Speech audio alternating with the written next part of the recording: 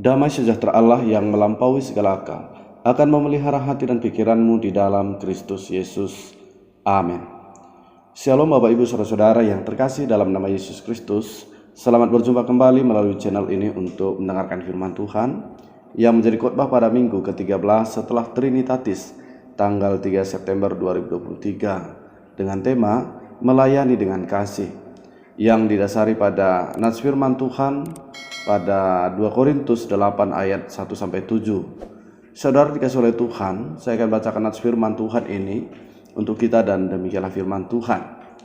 Saudara-saudara, kami hendak memberitahukan kepada kamu tentang kasih karunia yang dianugerahkan kepada jemaat-jemaat di Makedonia. Selagi dicobai dengan berat dan berbagai penderitaan, sukacita mereka meluap, dan meskipun mereka sangat miskin, namun mereka kaya dalam kemurahan.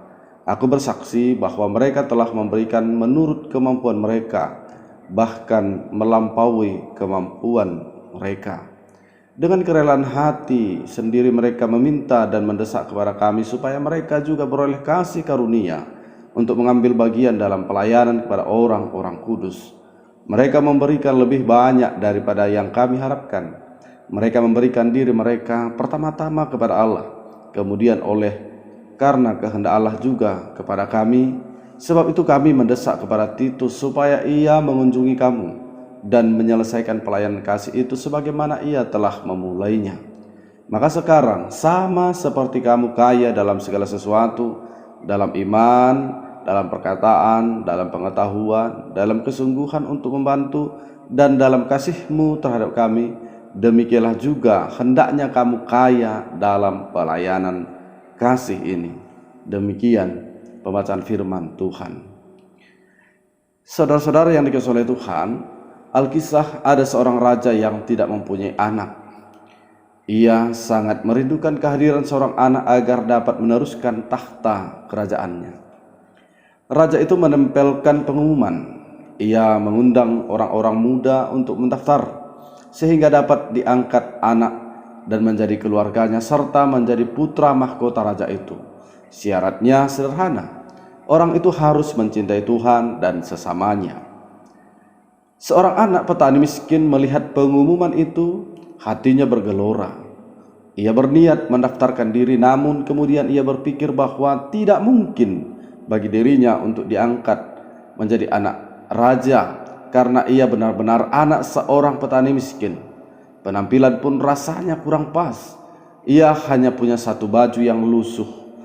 Tidak mau menyerah dengan keadaan. Si anak petani miskin ini kemudian bekerja keras siang malam sehingga ia dapat membeli satu setel baju yang lumayan bagus.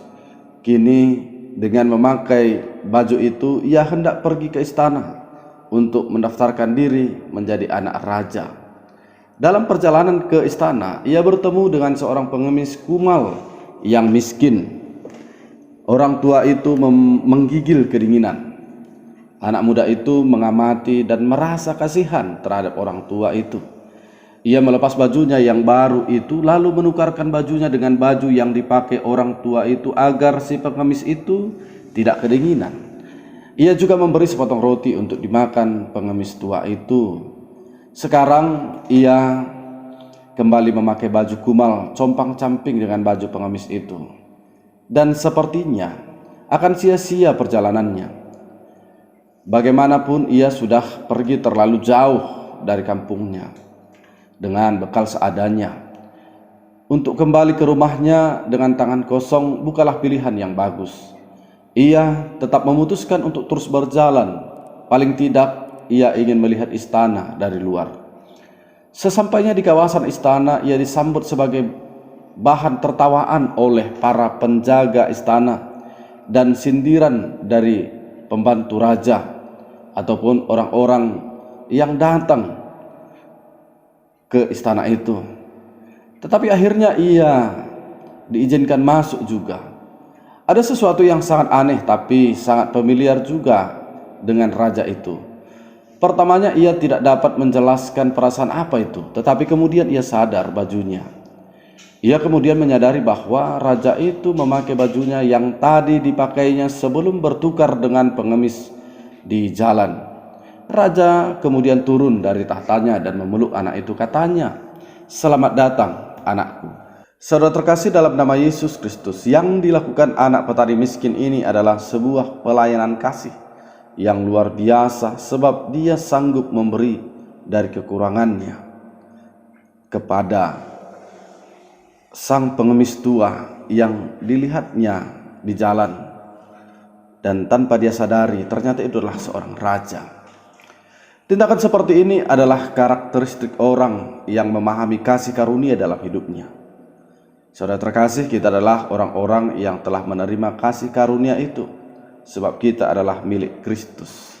Karakteristik seperti yang dilakukan oleh anak petani miskin dalam ilustrasi ini adalah seperti yang diinginkan Kristus bagi kita.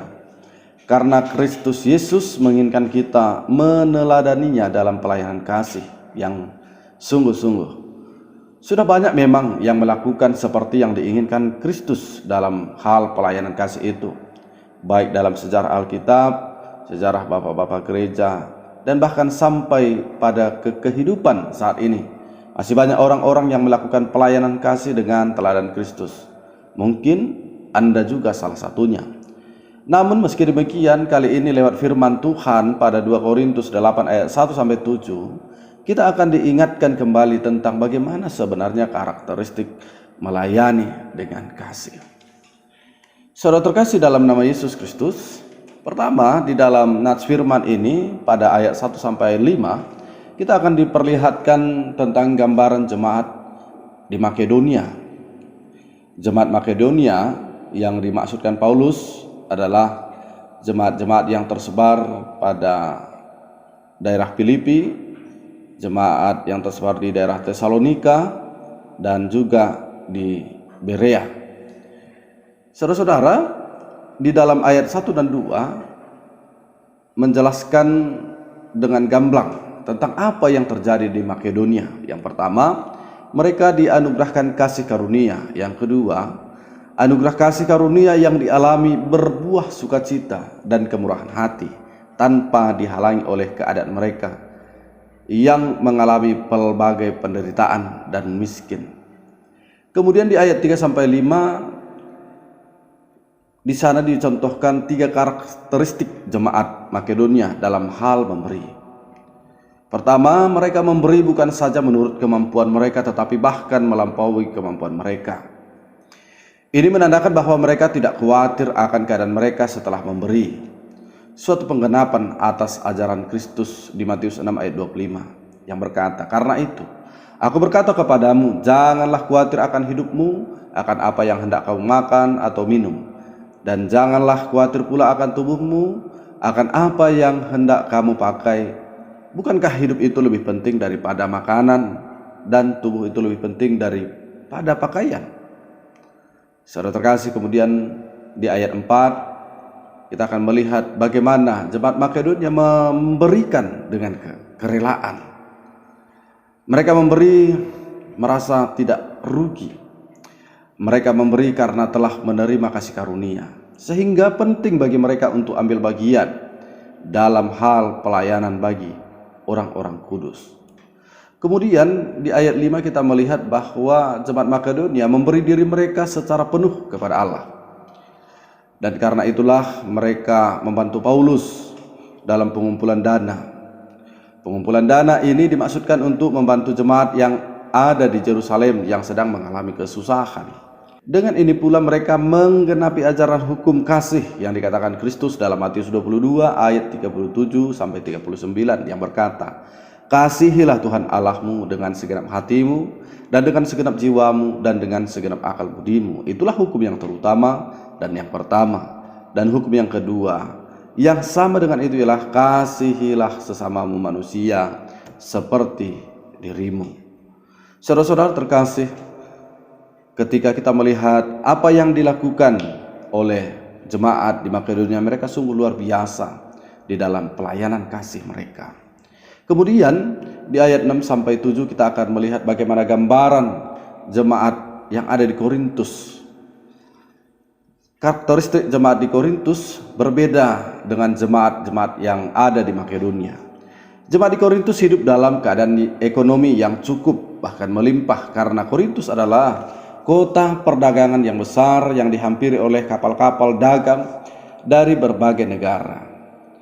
Tentu potensi ini sangat mempengaruhi keadaan jemaat yang ada di sana. Dan dengan potensi ekonomi yang ada di Korintus masa itu, maka Paulus menghimbau jemaat di Korintus untuk lebih lagi dalam pelayanan kasih.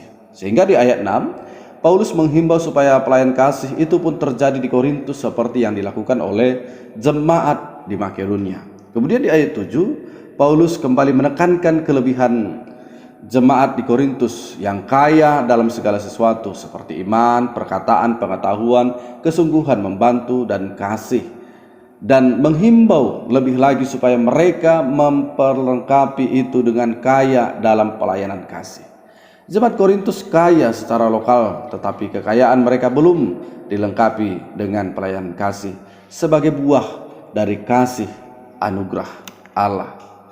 Saudara-saudara yang dikasihi oleh Tuhan, ada beberapa hal yang menjadi perenungan kita lewat firman ini. Yang pertama, melayani dengan kasih dalam Kristus. Yang kedua, permasalahan hidup, cobaan serta kekurangan seharusnya bukanlah penghalang bagi kita untuk berbagi kasih dengan orang lain.